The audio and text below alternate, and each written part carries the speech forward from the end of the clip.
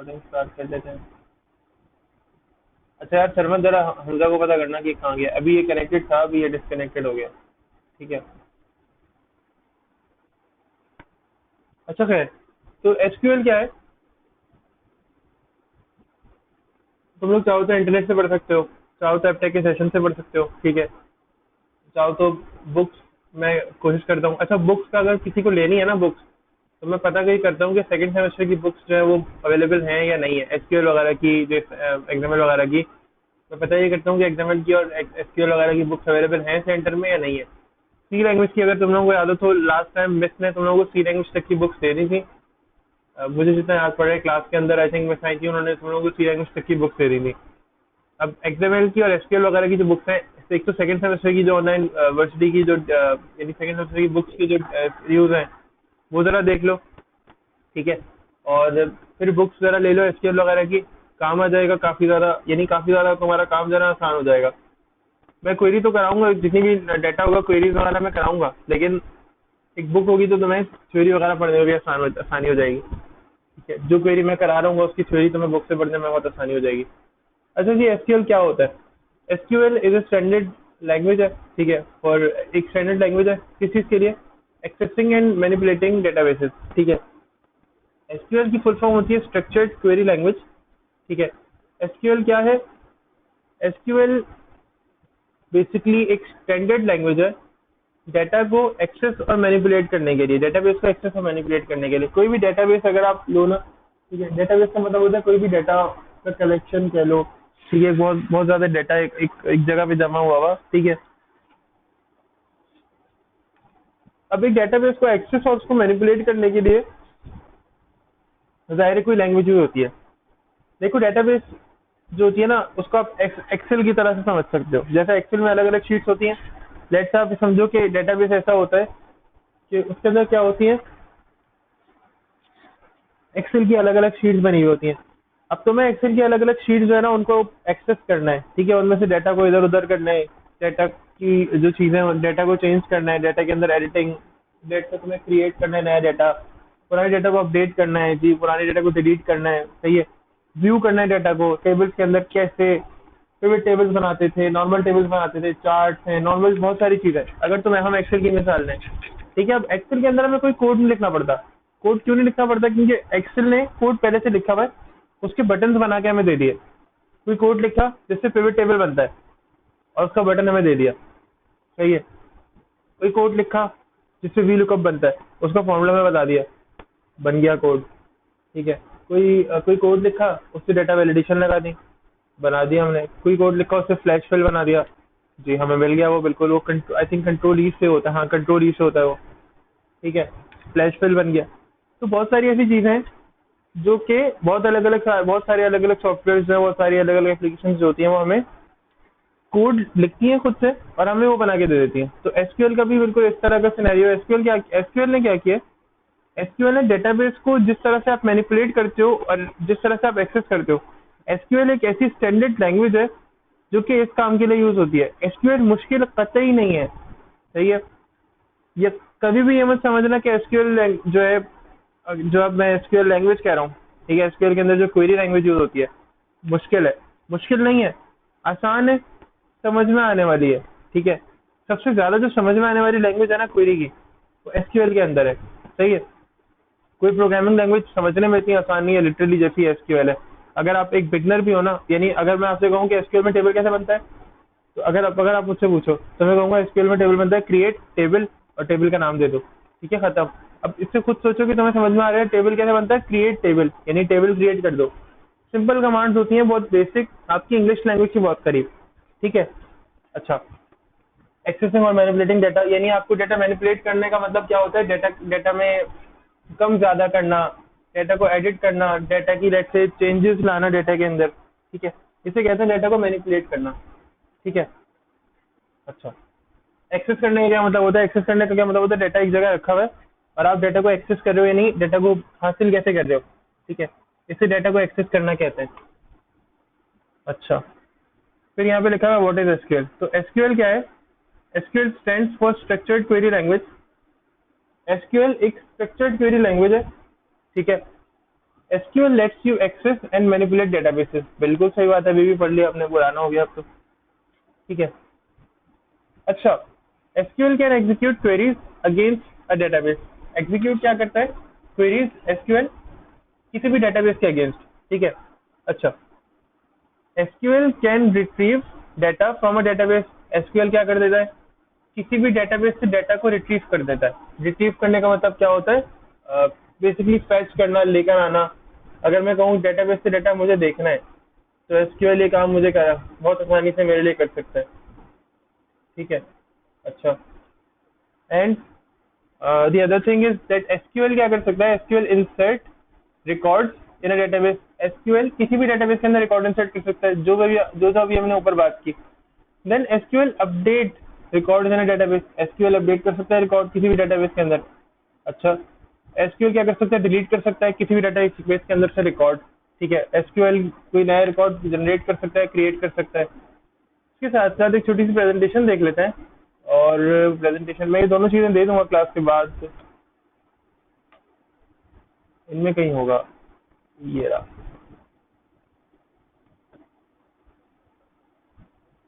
और ये रहा, ठीक है जी।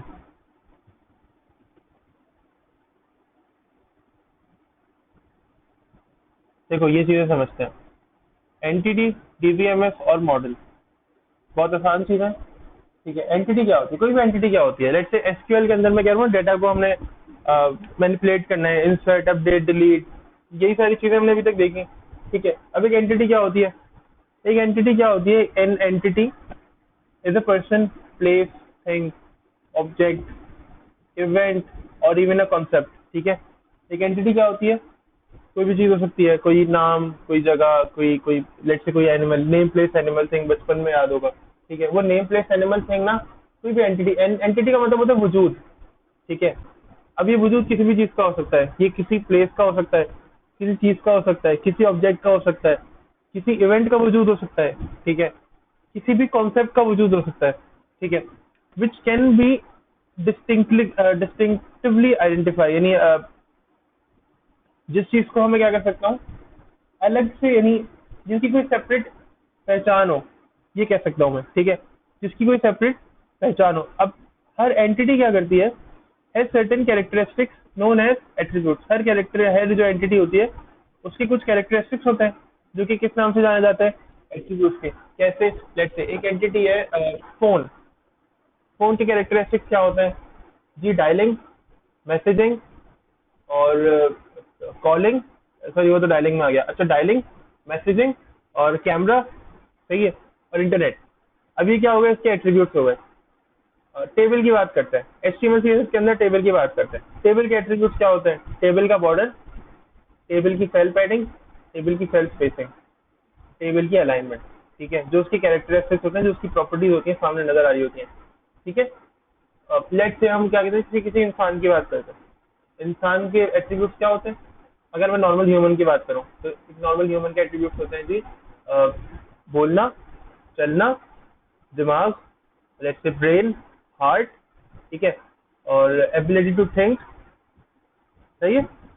और इवन लेट्स से अगर आपके इम्यून सिस्टम, इम्यून सिस्टम तो चलो एक हमारा इनर वो है, सिस्टम है, बट एक नजर आने वाली बात क्या है? लेट्स से हम क्या करते हैं, जहन को यूज करते हैं तो आगे काम करते हैं, तो ब्रेन हो गया। हार्ट को यूज करके इंसान दिल से फैसले लेता है, ठीक है। हार्ट को यूज करके हम क्या कर सकते हैं? अपने जो डिसीजन होते हैं वो मना सकते हैं, बहुत अच्छे। तो हम वो हार्ट इंसान की कैरेक्टरिस्टिक्स में आ सकता है, ठीक है। या ऐसी जाहिरी चीज है जी, चलना, इंसान का चलना, वॉकिंग, ठीक है। इंसान की अपेयरेंस के अंदर जी, इंसान की दो आंखें होती हैं, और एक मुंह होता है, दो हाथ होते हैं, ठीक है, और एक नाक होती है, दो कान होता है। ये इंसान की अपेयरेंस हो गई, ये उसके कैरेक्टरिस्टिक्स हो गए अपेयरेंस के अंदर, ठीक है। अच्छा, तो हर एंटिटी के कुछ एट्रीब्यूट्स होते हैं या कैरेक्टरिस्टिक्स होते हैं, और उन कैरेक्टरिस्टिक्स को हम एट्रीब्यूट करते हैं। अच्छा, for example the student entity. अब एक स्टूडेंट एंटिटी है। स्टूडेंट एंटिटी कैसी है? एक क्लास के अंदर स्टूडेंट है, वो क्या अपने अंदर वो क्या कंटेन कर सकता है? क्या कर सकता है जी? स्टूडेंट नंबर कंटेन कर सकता है। उनका क्या हो सकता है? कोई नाम और नंबर हो सकता है, कोई नेम, कोई ग्रेड। हर एट्रीब्यूट क्या होता है? हर एट्रीब्यूट को हमें अप्रोप्रिएटली नेम करना चाहिए, ठीक है, क्यों नेम करना चाहिए? क्योंकि हर एट्रीब्यूट जो है वो डिफरेंट होता है, डिस्टिंक्ट होता है एक दूसरे से, इसलिए हर एट्रीब्यूट को हमें डिस्टिंक्टिवली नेम करना चाहिए। ठीक है, अच्छा फॉर लेट्स से अगर हम बात करें तो मैं ये कहूँ कि for example the entities in a university are let's say student हो गया, फैकल्टी हो गए, किसी भी यूनिवर्सिटी के अंदर स्टूडेंट्स हो गए, फैकल्टी मेंबर्स हो गए और कोर्सेज हो गए, ये मेन एंटिटीज है। अब इनके भी अलग अलग एट्रीब्यूट्स होंगे यकीनन, लेकिन एक यूनिवर्सिटी के एट्रीब्यूट्स क्या होंगे? वो ये होंगे।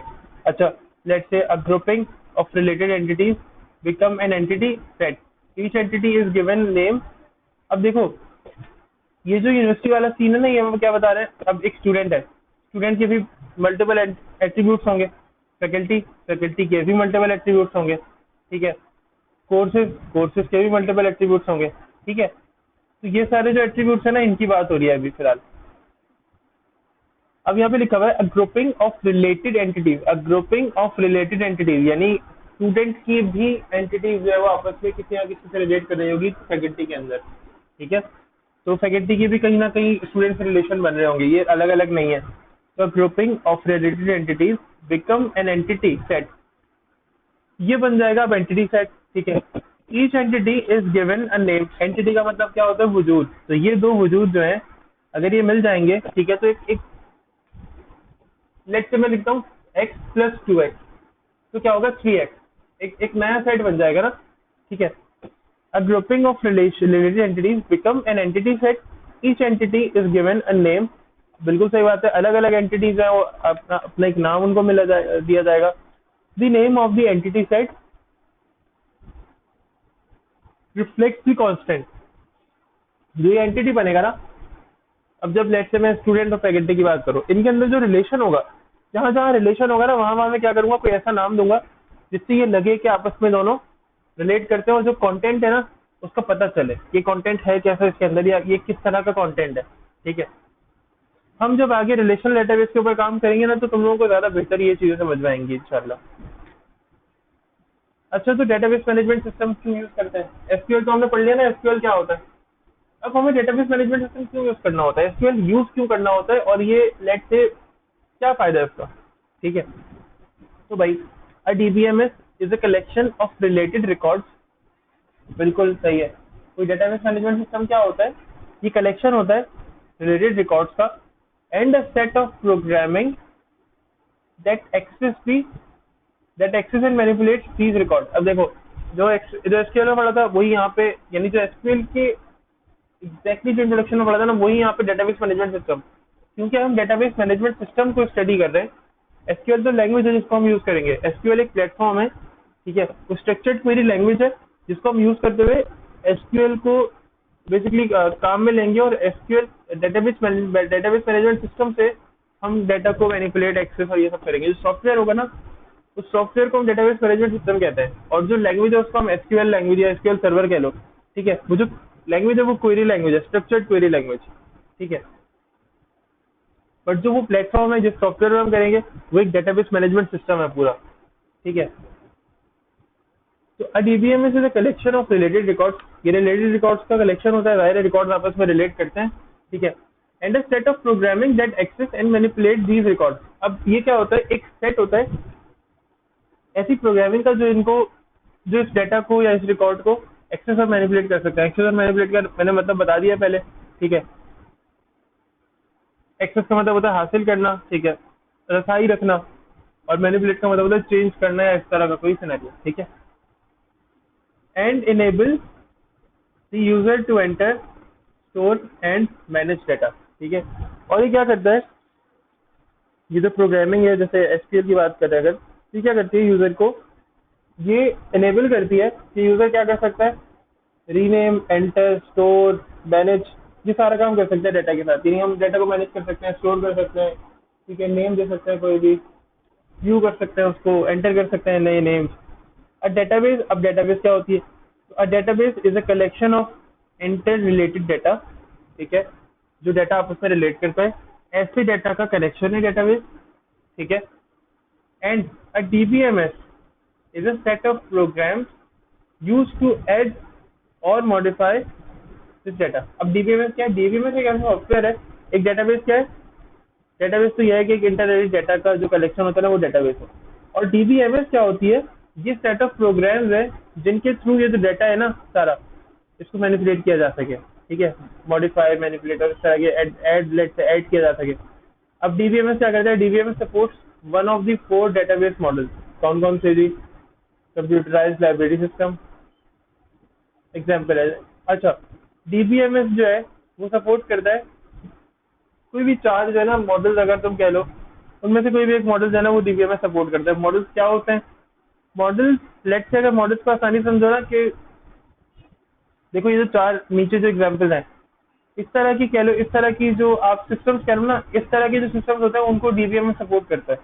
सही है, इनकी एग्जाम्पल नीचे गिवन भी है। Let's say computerised library system समझ लो, फ्लाइट रिजर्वेशन सिस्टम समझ लो, ऑटोमेटेड जो टेलर मशीन है वो समझ लो, ठीक है, कंप्यूटराइज्ड जो पार्ट्स इन्वेंट्री सिस्टम है। इस तरह की जो चीजें होती है, इस तरह का जो सेक्टर होता है ना हमारा इंडस्ट्री का, उसको हमारी डेटाबेस जो है ना वो मैनेज कर सकती है। सही है। अच्छा, अगर आगे बढ़े लेट से,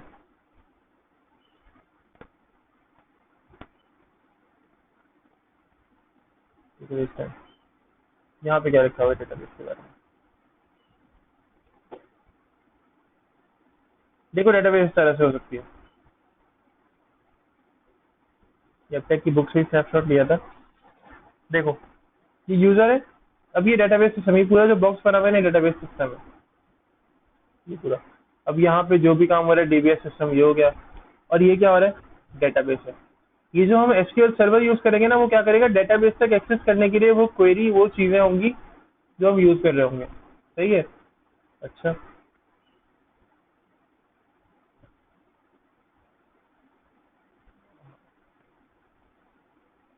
अच्छा डेटाबेस मॉडल्स होते क्या है जरा ये भी देख लो।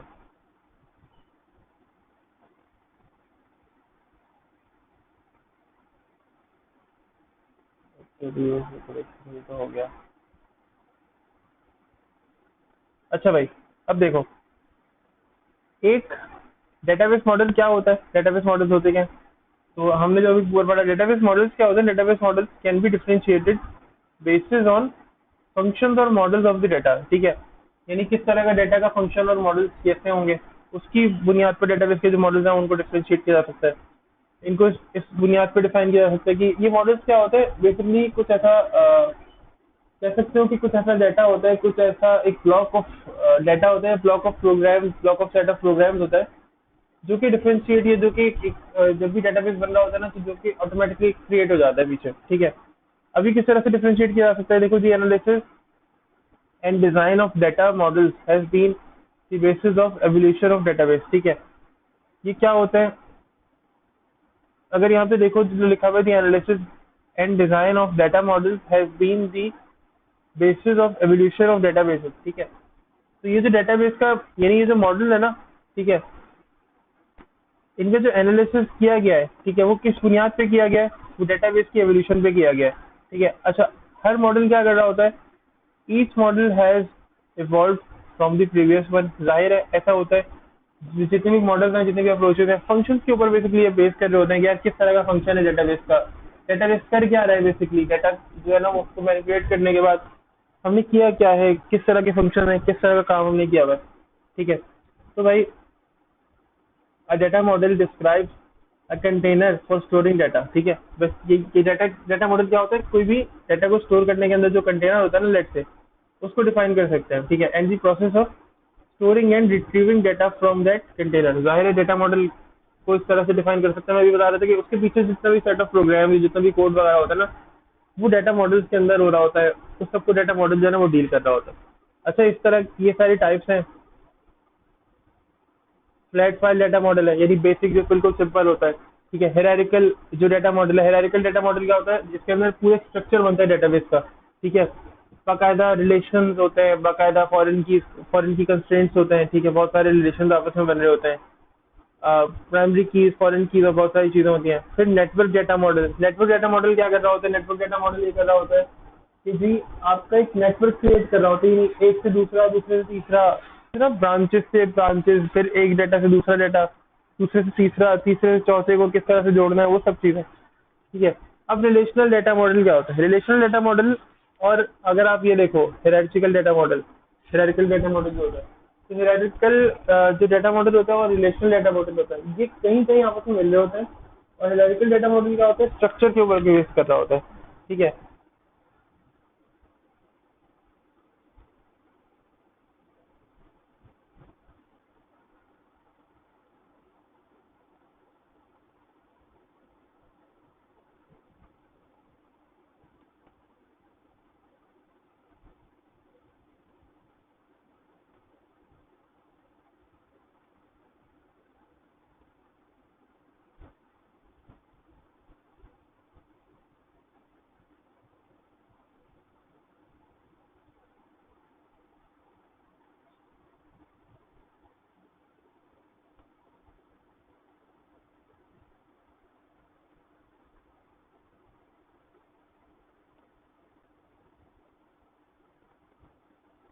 सब लोग आ जाएं फिर दोबारा से कंटिन्यू कर लेते हैं।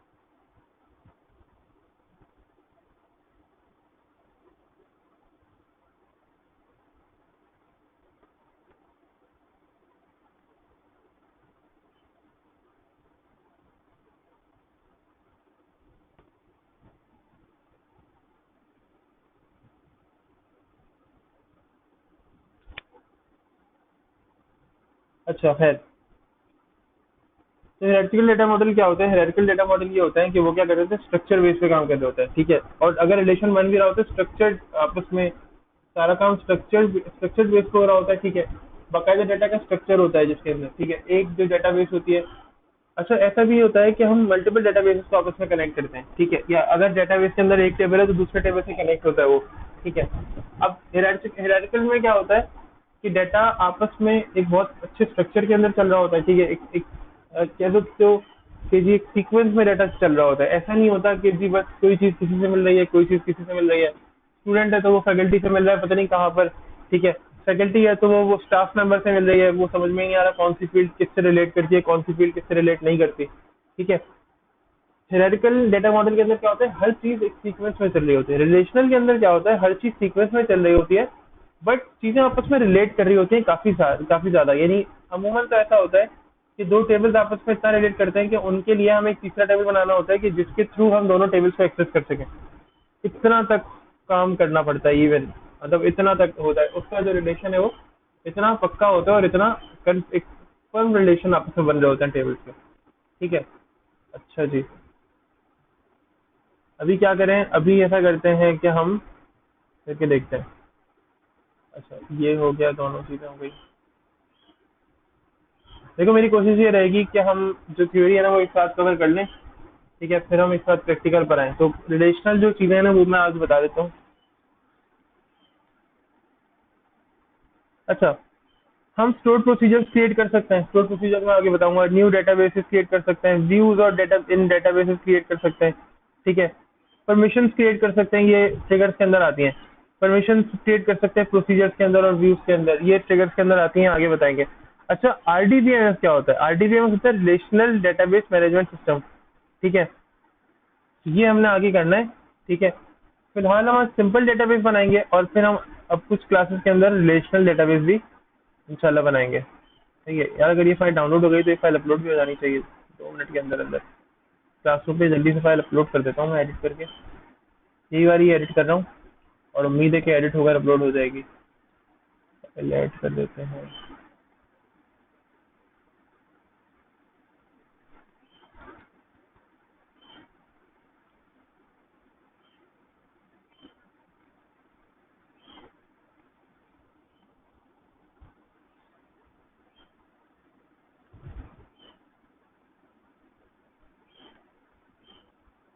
ठीक है। अच्छा, अब एसक्यूएल सर्वर जो है वो एक्सेस कैसे करते हैं। तो भाई एसक्यूएल सर्वर जो होता है ना वो इस तरह एक्सेस करते हैं। देखो आप लोगों ने स्टार्ट पे, जिसके पास अगर इंस्टॉल हो गया है ना तो वो क्या करेगा, स्टार्ट में जाएगा और लिखेगा यहाँ पे SQL मैनेजमेंट स्टूडियो। मेरे पास 17 हुआ भाई, तो लिखेंगे एसक्यूएल सर्वर मैनेजमेंट स्टूडियो और जो भी साल आपके पास हो वो आप क्लिक कर लो। ठीक है। मेरे पास ही यहाँ पे नीचे हुआ भाई, ये रहा, मैंने यहाँ से ओपन कर लिया ऐसे, कोई मसले वाली बात नहीं है। ठीक है। आप स्टार्ट में से ओपन कर लो, मैंने प्रिंट टू टास्क बार किया है, मैं आमतौर पर सॉफ्टवेयर ऐसे ही रखता हूँ। ठीक है। ये ओपन हो जाएगा।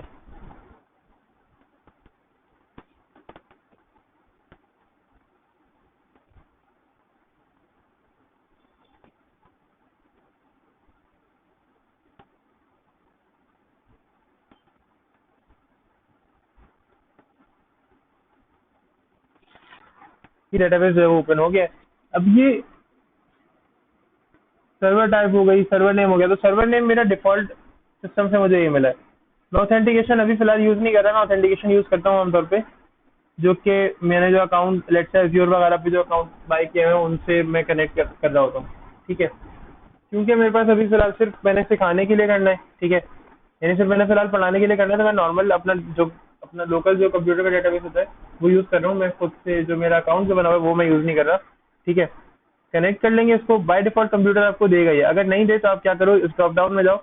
अच्छा, जब आप ऐसे करो तो आपको ये जो है सर्वर टाइप की होनी चाहिए, क्या चीज़, डेटाबेस इंजन। और फिर ये जो ऑथेंटिकेशन है किसको होनी चाहिए, सिंपल विंडोज ऑथेंटिकेशन पे। क्या करो, यहाँ जाओ ब्राउज फॉर मोर पे, और यहाँ पे सबसे पहले डेटाबेस इंजन के अंदर, इसके अंदर ये एक चीज़ होगी, इसको ओके कर देना, ठीक है। यहाँ पे खुद अब ये नाम से यहाँ पे खुद ही आ जाएगा ये वाला नाम, और कनेक्ट कर लेना। जब कनेक्ट कर लोगे तो यहाँ डेटाबेसेस आ जाएंगी। देखो यहाँ पे लिखा हुआ है डेटाबेस, लिखा हुआ है डेटाबेस, इस पर डबल क्लिक करो। अब जितनी भी डेटाबेसेस अभी फिलहाल यहाँ बनी हुई होंगी, तो मैं सिर्फ जो टीचिंग के काम के लिए करता हूँ वो ये वाला यानी ये डेटाबेस यूज़ करता हूँ।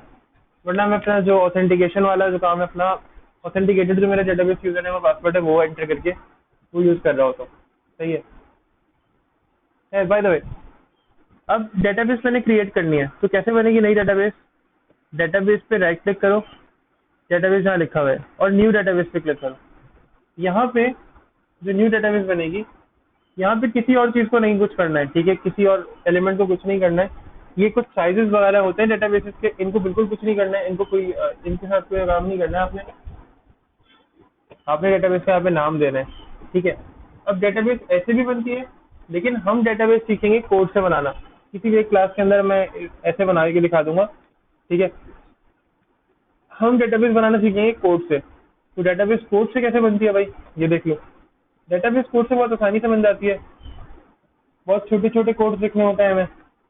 लेट्स से जो क्वेरी होती है बहुत ज़्यादा नहीं होती, लेकिन अगर क्वेरी के साथ काम करोगे तो बहुत ज़्यादा मज़ा आएगा, बहुत अच्छा लगेगा, ठीक है। तो कैसे करते हैं जी, अब लिखते हैं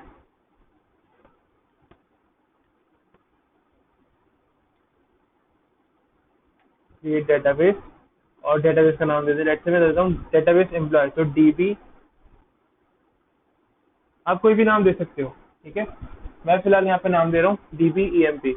अब डेटाबेस बनानी है, यहाँ पे डेटाबेस शो करनी है लेफ्ट साइड पे, यहाँ पे लेफ्ट साइड पे डेटाबेस शो करनी है।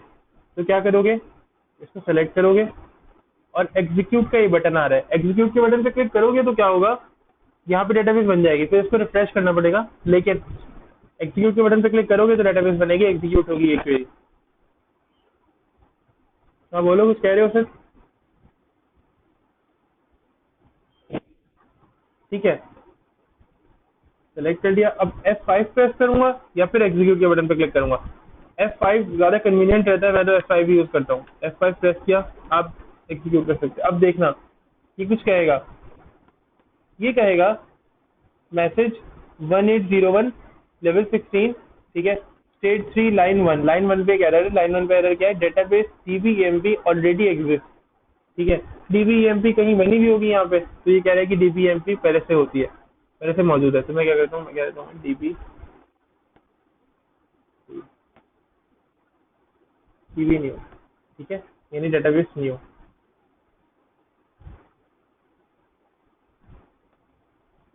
F5 प्रेस करेंगे, एग्जीक्यूट हो गई। यहाँ पे लिखा हुआ क्या आ गया, कमांड कंप्लीटेड सक्सेसफुली, ठीक है। अब ये ऐसे ही होता है कि कमांड या तो अगर सिंगुलर है प्लूरल है तो उसको डील करने के लिए। अब डेटाबेस तो बन गई। अब डेटाबेसेस के अंदर टेबल्स भी बनते हैं, हमने तो सुना है ना। अगर एक्सेल की बात करें तो एक्सेल में तो टेबल्स बनते हैं डाटा के हिसाब से। तो डाटा जो स्टोर होता है यहाँ पे टेबल्स की फॉर्म में होता है, ठीक है। स्ट्रक्चर्ड वे के अंदर डाटा शो सेव हो रहा होता है। तो डाटा कैसे सेव हो रहा होता है, टेबल की फॉर्म में, तो टेबल बनाना पड़ेगा। लेकिन टेबल बनाने से पहले डेटाबेस तो बन गई। डेटाबेस कैसे देखेंगे, डेटाबेस यहाँ देखेंगे, डेटाबेस पर राइट क्लिक करेंगे और रिफ्रेश कर देंगे इसको। नाउ लेट्स सी, देखो कहीं डेटाबेस न्यू बनी है, ये रही, बन गई।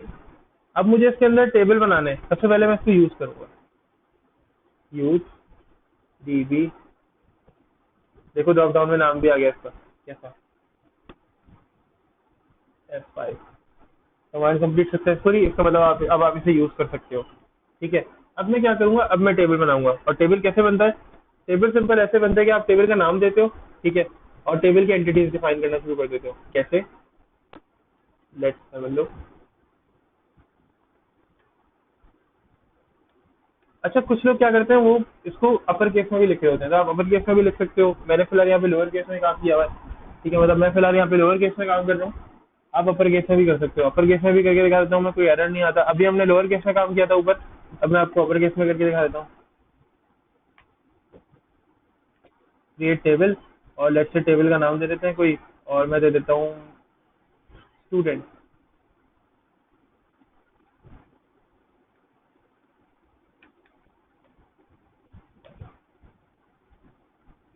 ठीक है, ये क्या है जी? ये कर्ली ब्रैकेट्स लग रहे हैं मुझे। हाँ जी, कर्ली ब्रैकेट्स लग रहे होंगे आपको, ये क्या लग रहे हैं? कर्ली ब्रैकेट्स है ना ये, ठीक है। अभी जो कर्ली ब्रैकेट्स हैं, ये क्यों यूज होते हैं? डाटा के लिए यूज होते हैं।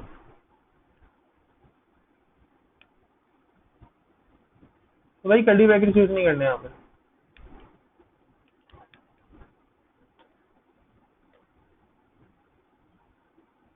अब यहाँ पे एंटिटीज डिफाइन कर दो। कैसे? मैं बता देता हूँ जी कैसे। मैंने कहा कि जैसे मैंने बनाना है आईडी, स्टूडेंट आईडी। मैं कहता हूँ STD आईडी। अब यहाँ पे उसकी टाइप बताओ, किस टाइप का डाटा है ये इंटीजर टाइप का डाटा, कॉमा, नेक्स्ट। अब अगला अगला डाटा है। मैं लाइन का गैप इसलिए दे रहा हूँ, सेम लाइन में भी लिख सकता हूँ, ठीक है। नेक्स्ट कॉलम क्या होगा? एक ये फर्स्ट कॉलम है, मैं देता हूँ STD नेम। किस टाइप का डाटा होगा जी? ये होगा ऐसा डाटा जिसके अंदर, अब देखो एसक्यूएल के अंदर कुछ टाइप्स होती है डाटा की। वार चार है, एन वार चार है, ठीक है, इंटीजर है, बहुत सारी टाइप्स हैं। मैं एन वार चार लूंगा। एन वार चार और वार चार क्या करते हैं, हर टाइप के डाटा को एक्सेप्ट करते हैं। नंबर्स को भी एक्सेप्ट कर लेते हैं ये लोग, ठीक है, टेक्स्ट को भी एक्सेप्ट कर लेते हैं।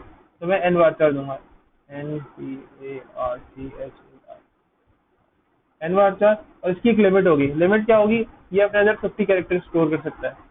50 लिमिट दे दी मैंने, और कॉमा दिया। अभी स्टेटमेंट चल रही है। अब थर्ड कॉलम क्या है? थर्ड कॉलम है जी मेरे पास, मैं देना चाह रहा हूँ फोन नंबर, सेमेस्टर देना चाह रहा हूँ, ठीक है, सेमेस्टर, STD।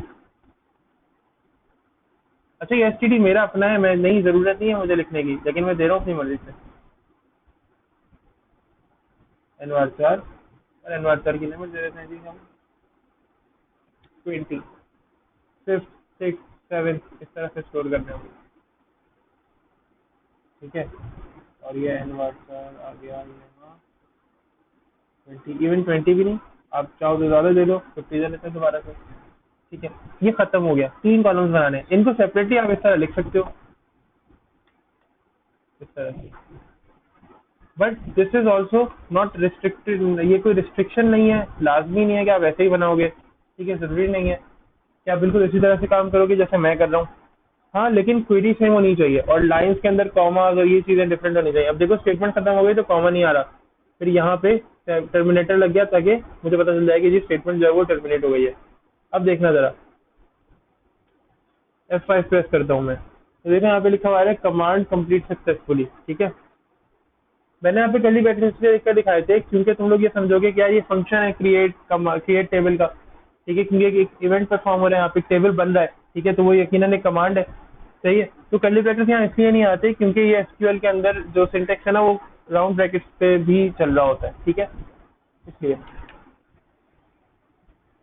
अब लेट से मुझे टेबल देखना है, ये टेबल बन तो गया है, ये सिर्फ बोल रहा है टेबल बन गया, मुझे टेबल देखना है। अब मैं तो, जाहिर है मैं प्रो हो गया हूँ, तो मैं सिर्फ और सिर्फ कोड के थ्रू देखूंगा टेबल, ठीक है। मैं क्या करूंगा, डायरेक्ट फ्रॉम टेबल।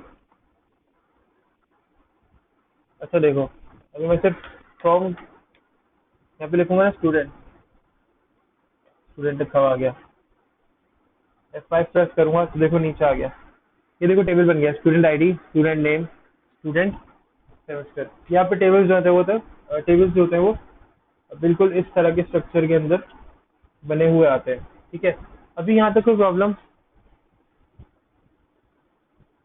तुम लोग टेंशन नहीं लो, मैं ज़्यादा हैवी नहीं करूँगा, मैं हल्का हल्का हाथ रखूंगा ताकि तुम लोग कम से कम समझ सको।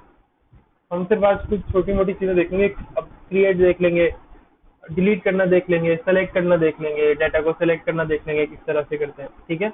और ज़्यादा हम हैवी नहीं करेंगे ताकि तुम लोगों को भी परेशानी ना हो, ठीक है। अब हमने क्या किया, डाटा को टेबल को सेलेक्ट कर लिया, अब मुझे क्या करना है, इसके अंदर डाटा इंसर्ट करना है। अच्छा ये टेबल यहाँ तो बनकर आ गया, क्या ये टेबल यहाँ पे कहीं बनकर आया या नहीं बनकर आया? तो इसको रिफ्रेश कर लेते हैं, रिफ्रेश, और डबल क्लिक करते हैं इसके ऊपर, डबल क्लिक कर रहा हूँ मैं इसको, ठीक है, ताकि ये ओपन हो जाए। या तो आप यहाँ पे सिंगल क्लिक कर लिया करें, ये यहाँ से ओपन कर लो। अब टेबल मुझे देखना है तो टेबल पे यहाँ पे क्लिक करो, तो देखना ये टेबल के अंदर बनकर आ गया। क्या लिखा हुआ है, DPO स्टूडेंट, तो ये टेबल मेरा बनकर आ गया, सही है। यहाँ तक भी कोई प्रॉब्लम है तो बता दें।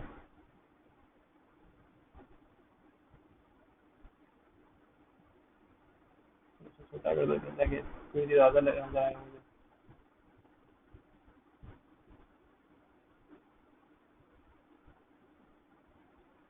जो चीज़ ज़रूरी नहीं है वो मैं साइड कर रहा हूँ फिलहाल, सही है। अब लेट से मुझे इसके अंदर डाटा भी इंसर्ट करना है, जाहिर है सिर्फ टेबल बना के थोड़ी छोड़ दूंगा।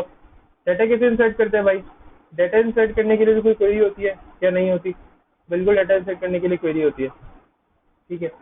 अब क्या करोगे, अब मैं यहाँ पे स्मॉल में लिखूंगा,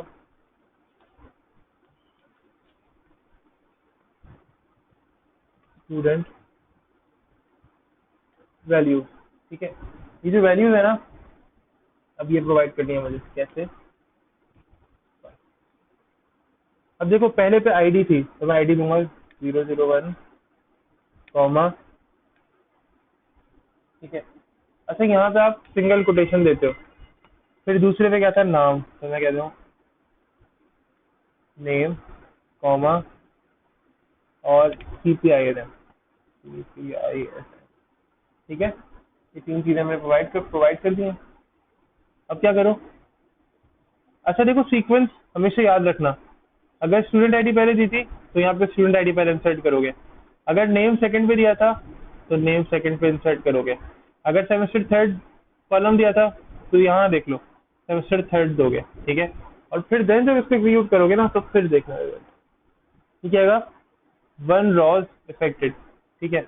अब जरा इस रिजल्ट को दोबारा चलाओ, जो टेबल को सेलेक्ट करके रखा था, तो अब देखना क्या होगा, डेटा टेबल के अंदर डाटा इंसर्टेड आएगा।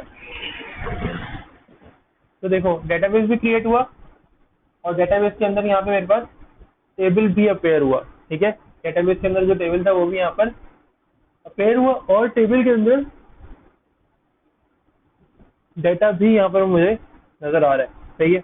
यहाँ तक कोई प्रॉब्लम हो तो बताओ भाई, किसी को भी यहाँ तक कोई प्रॉब्लम हो तो बताओ।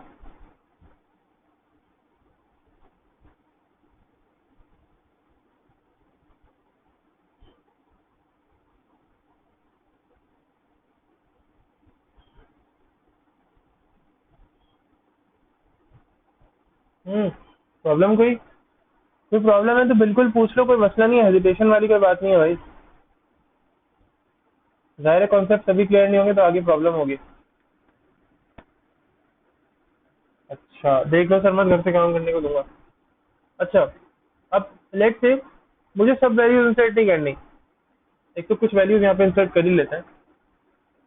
इसी स्टेटमेंट को मैं कॉपी करता हूँ,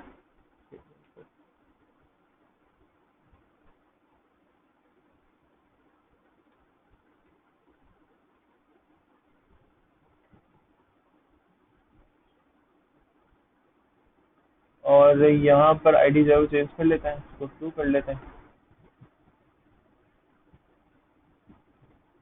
3 कर लेते हैं, 4 कर लेते हैं।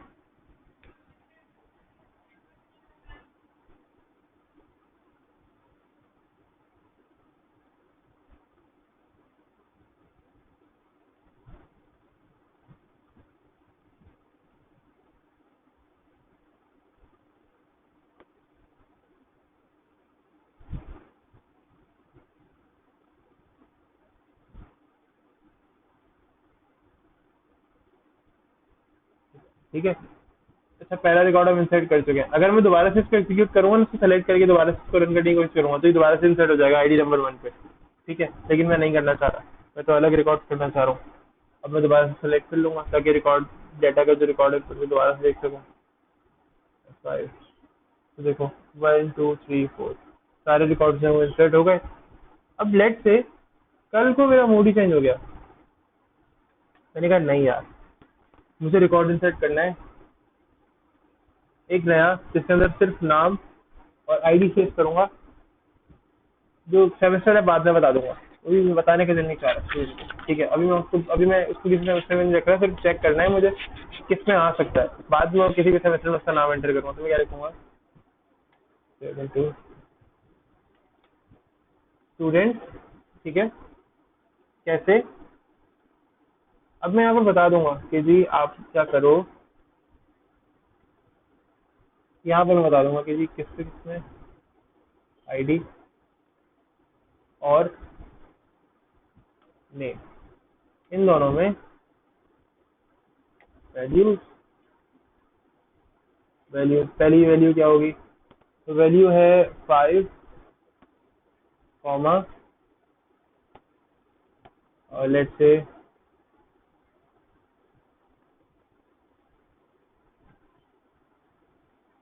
देखना अब क्या होगा, F5 select static from, select static का मतलब सब कुछ, स्टैटिक यहाँ पर हम ऑल भी कहते हैं। ठीक है, आप इसे ऑल भी कह सकते हो but static would be appropriate, static कहोगे ज़्यादा अच्छा है। ठीक है, ये ऑल होता है, ऑल इसका मतलब बेसिकली ऑल होता है, मतलब सब कुछ सिलेक्ट करो टेबल में से। तो देखो आईडी नंबर 5 भी सिलेक्ट हो रही है। ठीक है, नीचे देखो यहाँ पे आईडी नंबर 5 भी सिलेक्ट हुई है, बट आईडी नंबर 5 का सीन ये है कि भाई इसके अंदर ये जो सेल है ना ये नल आ रहा है। ठीक है, अब आप क्या कर सकते हो, नीचे जाके कहीं इंसर्ट इनटू और सिर्फ जो किस चीज़ की आईडी है जो कि आपके पास मेरा सेमेस्टर है, आप सिर्फ वो इंसर्ट कर सकते हो। सही है, यहाँ तक कोई मसला हो तो बताओ।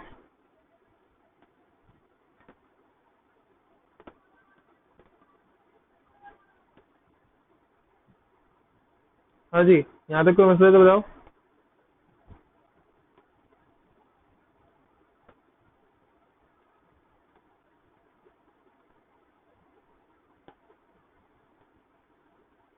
देखो एसक्यूएल की जो क्वेरी है ना वो इतनी मुश्किल नहीं है, इसको अगर तुम लोग मुश्किल रखोगे तो मुश्किल रहेगी, अगर आसान समझोगे तो आसान रहेगी। ठीक है, इसलिए इसको अगर मुश्किल समझोगे तो बहुत प्रॉब्लम होगी, अगर आसान समझोगे तो बहुत ही आसान रहेगी।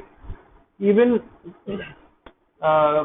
एक ग्रुप है तुम्हारे अलावा एक और बैच को एसक्यूएल पढ़ा रहा था अभी कुछ दिनों पहले, तो उन लोगों ने थोड़ा सा आसान समझा, तो एसक्यूएल मतलब ऐसा हो गया उनका कि तुम उनको डेटाबेस दे दो, तुम उनको स्ट्रक्चर बनाने के लिए दे दो कि यार ये डेटाबेस का स्ट्रक्चर है ये बनाना है। ठीक है, वो तुम्हें बना के दे देंगे। डेटाबेस का मुश्किल स्ट्रक्चर की बात कर रहा हूँ मैं, तुम उन्हें अच्छा खासा मुश्किल स्ट्रक्चर बना के दे दो वो तुम्हें बना के दे देंगे। मैंने उनका एक टेस्ट किया था, क्विज टाइप का हुआ था पेपर के ऊपर। ठीक है, पेपर के ऊपर मैंने उनसे कहा था कि 2 टेबल्स बनाकर और इनमें ट्रिगर्स लगा दो सिर्फ।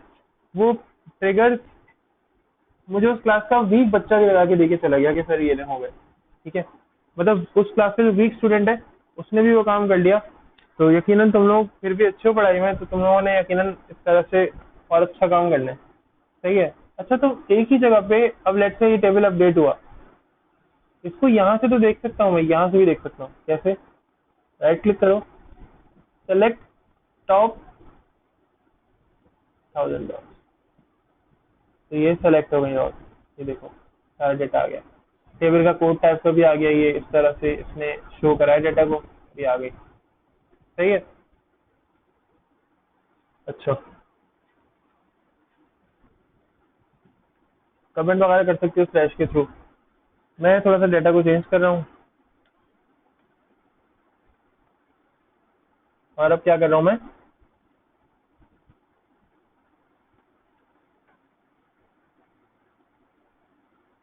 यहाँ पे भी एक नया डेटा टेबल एक और नया बना लेता हूँ, क्योंकि डेटाबेस तो मेरी चली रही है तो टेबल भी एक और बना लेता हूँ। ठीक है, ये टेबल अब स्मॉल में बना रहा हूँ मैं। ठीक है, स्टूडेंट फैकल्टी बना रहा हूँ, फैकल्टी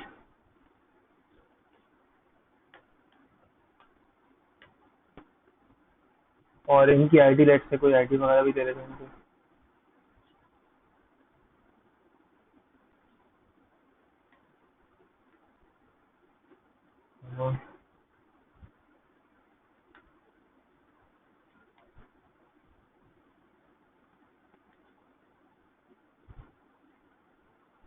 1 50 would be appropriate.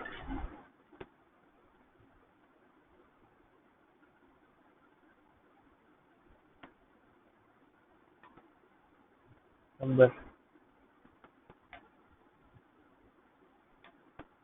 ये 3 फील्ड दे रहा हूँ फिलहाल।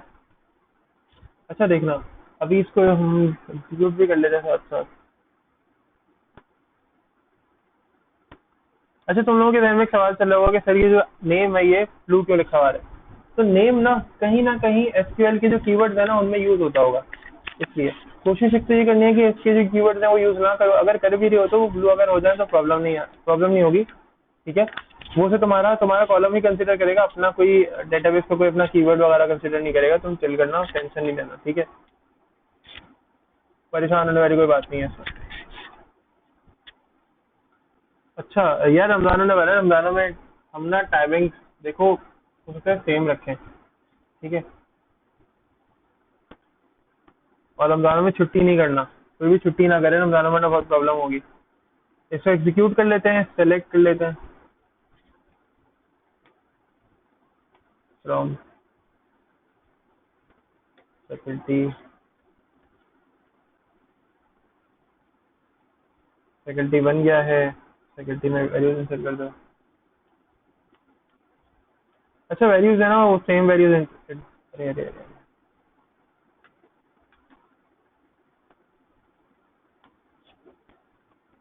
सेम इंसर्ट कर देते हैं यहाँ पे, 4 5 एक साथ ही।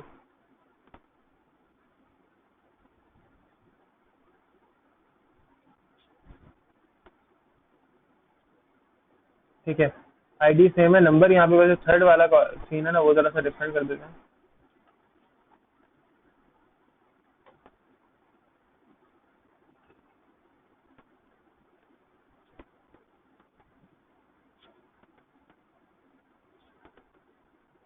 आईडी सेम रखते हैं, नंबर जो है ना यहाँ पे डिफरेंट कर देते हैं। 0332।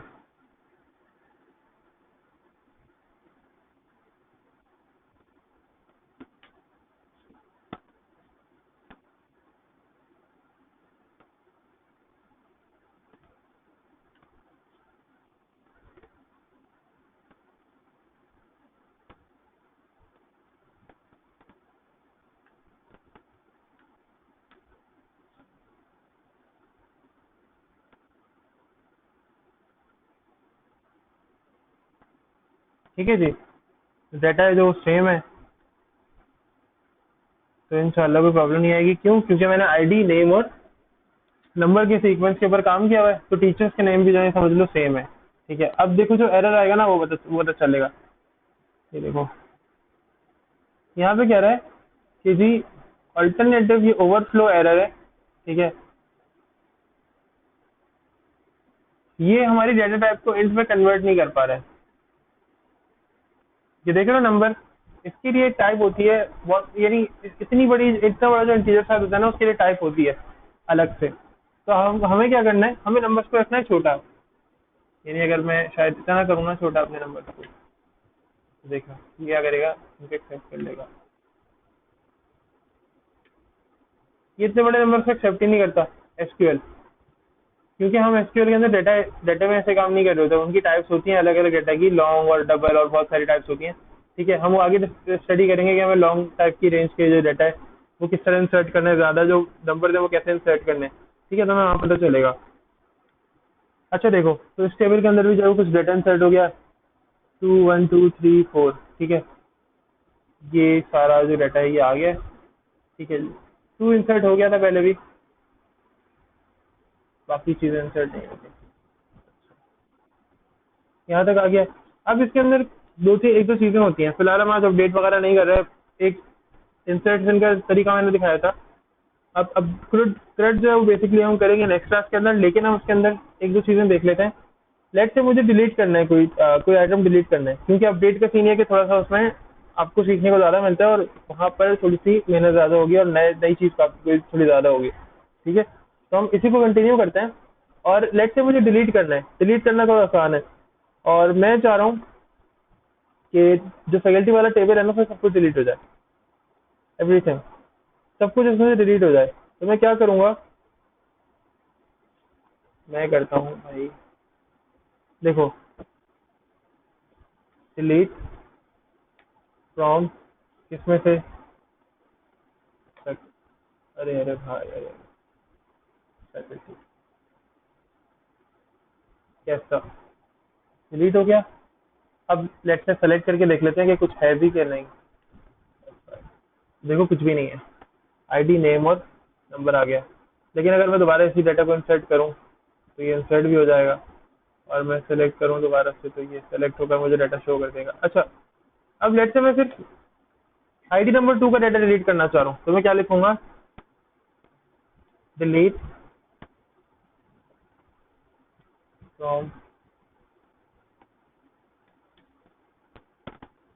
वेयर, आईडी, आईडी क्या होनी चाहिए जहाँ पर आईडी इज इक्वल्स टू 2। खत्म। और क्या चाहिए यार, अब सेलेक्ट करवा लो, जहाँ पर आईडी 2 थी ना वो डाटा डिलीट हो गया होगा, सेलेक्ट करवा लो। तो 1 3 4, 2 है ही नहीं, कैसा, 2 यहाँ पे डाटा के अंदर है ही नहीं। क्यों नहीं है डाटा के अंदर, क्योंकि मैंने 2 डिलीट कर दिया। लेट्स से मैं 2 डिलीट दोबारा से इंसर्ट कर देता हूँ अगर, और मैं फिर से सेलेक्ट कर लूँ, ठीक है, और मैं यहाँ पर आ जाऊँ। अब हमने ये डिलीट वाला काम भी देख लिया। अच्छा, अगर लेट्स से मैं यहाँ पर आ जाऊँ और यहाँ पर एक स्टेटमेंट होती है जिसे कहते हैं ट्रंकेट। क्या कहते हैं स्टेटमेंट को, ट्रंकेट, TRUNCATE। ट्रंकेट क्या करती है, ट्रंकेट,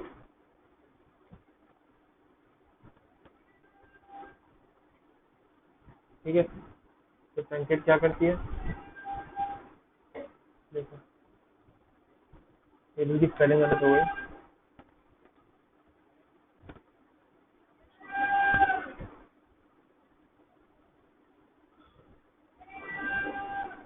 अब सेलेक्ट कर लेते हैं जरा सा,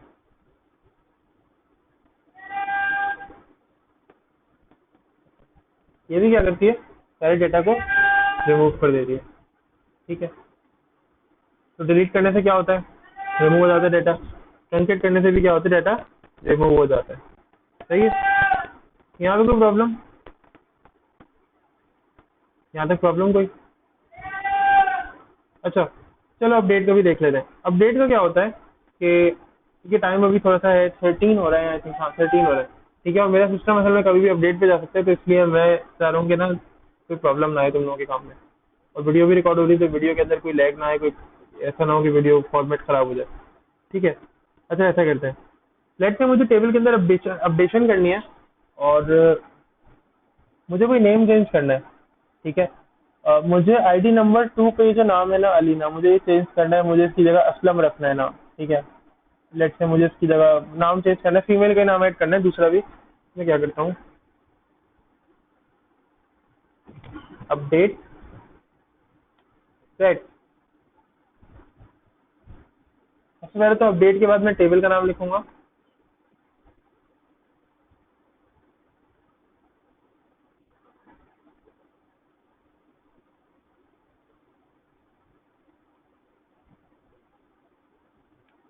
देखो कैपिटल में कर देते हैं,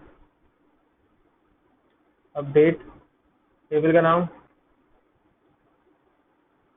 फैकल्टी सेट। क्या सेट करना है जी, लेट से मुझे सेट करना है name, set name is equals to Sadia, Sadia कहाँ पर, जहाँ पर WH I, where ID, ID is equals to, अच्छा आईडी वगैरह लिख लेते हैं। आईडी क्या हो, जहाँ पर आईडी ये हो, आईडी नंबर 2, तो जहाँ पर आईडी 2 हो ना, वहां पे क्या कर दो, नाम को चेंज कर दो। और नाम को क्या सेट कर दो, अब नाम कुछ भी हो, नाम को सेट क्या कर दो, सादिया। Command complete successfully. अब सिर्फ टेबल को सेलेक्ट करके देख लेते हैं और ये देख लेते हैं ये एरर कहाँ दे रहा है। अच्छा खैर, ये तो खैर है। ठीक है, और इसको सेलेक्ट करके देख लेते हैं, तो आईडी नंबर 2 पे देखते हैं क्या नाम आ जाएगा। अब क्योंकि ट्रंकेट किया था मैंने डाटा को, ठीक है, मैंने डाटा को अच्छा दोबारा इंसर्ट नहीं किया, सॉरी। एक मिनट, जब पहले डाटा को इंसर्ट कर लेते हैं। डाटा को मैंने इंसर्ट नहीं किया था, मुझे भी आ रहा है। ठीक है, डाटा ये सारा आ रहा है और मुझे नाम चेंज करना है आईडी नंबर 2 पे, तो मैंने इसकी क्वेरी तो लिख दिया नीचे, इसको सिर्फ चलाना है मुझे। F5, ठीक है, और सेलेक्ट डायरेक्ट फ्रॉम।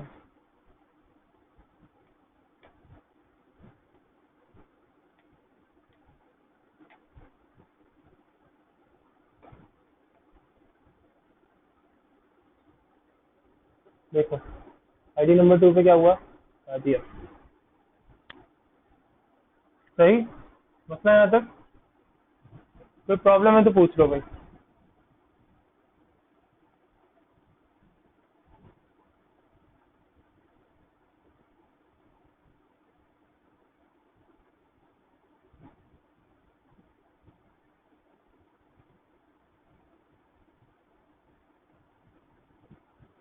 कोई प्रॉब्लम है तो पूछ लो, ताकि फिर हम जितनी भी क्वेरीज हैं, कोई भी मसला है वो हल कर सकें। अभी पूरी क्लास से रिलेटेड कोई भी क्वेश्चन हो तो पूछ लो, ताकि हम वो जो प्रॉब्लम्स है वो भी सॉल्व कर सकें। ठीक है यार, सेटअप तो इंस्टॉल हो जाएगा, लेकिन फिर भी अभी इस क्लास से रिलेटेड कोई भी प्रॉब्लम हो तो बताओ। सेटअप अपलोड भी हो गया भाई यहाँ पे तो। अच्छा, खैर यहाँ पे एसक्यूएल सर्वर मैनेजमेंट स्टूडियो का सेटअप भी अवेलेबल है। ठीक है, तो सेव कर दिया मैंने। अब दोबारा ट्राई करके देखना है इसको। ठीक है, दोबारा मैंने अपडेट किया है, इसको दोबारा से डाउनलोड करके ट्राई करके देखना।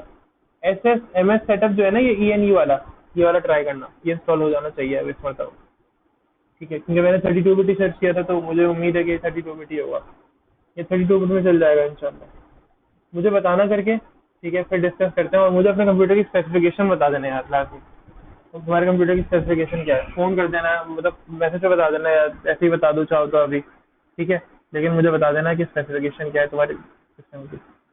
अच्छा, फिलहाल असाइनमेंट आज कुछ नहीं दे रहे, और क्योंकि अभी आप लोगों के पास एसक्यूएल सर्वर इंस्टॉल्ड होगा नहीं, तो इसलिए। ठीक है, लेकिन मैं ये जो काम है, ये जो कोड है आज की क्लास का, ये मैं अपलोड कर देता हूँ वहाँ पे। सही है, और ये सेव कर देता हूँ फाइल। अच्छा, ये एसक्यूएल के अंदर भी ओपन हो जाएगी, और मैं नोट पैड के ऊपर सेव कर रहा हूँ ये file. Control A, control C, बाकी एसक्यूएल तो छोड़ दो, ये क्वेरी सेव नहीं करेगा, ये सिर्फ डाटा सेव करेगा। और मैं यहाँ पे वो थोड़ा सा मैनेज करना पड़ेगा तुम लोगों को बस, क्योंकि ये थोड़ी सी उल्टी सीधी आती है। ठीक है, मेरे ख्याल से समझ में आ जाएगी तुम लोगों को, इतनी प्रॉब्लम नहीं होगी। बहुत सिंपल सी कोशिश की है मैंने करने की। तो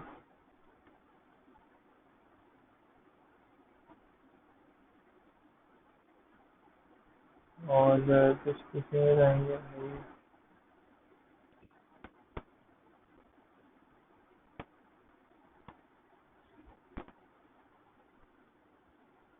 ये लेक्चर्स।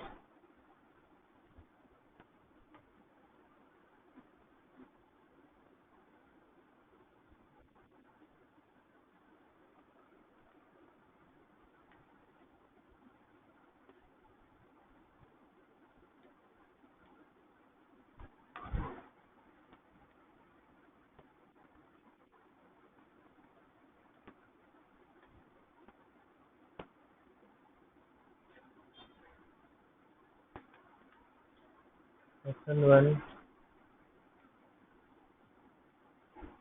अच्छा, इसके साथ साथ मैं ये स्लाइड वगैरह भी अपलोड कर देता हूँ, जो चीज़ें मैंने हुई थी। रीडिंग मटेरियल भी थोड़ा सा होगा, तो ज़रा रीड कर लेना, फ़ायदा हो जाएगा।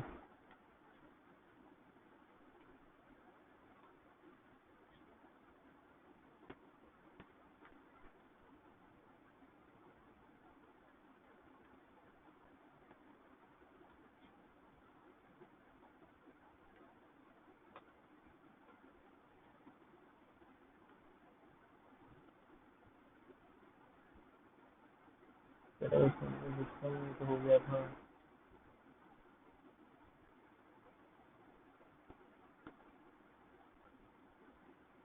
मॉडल हो गए।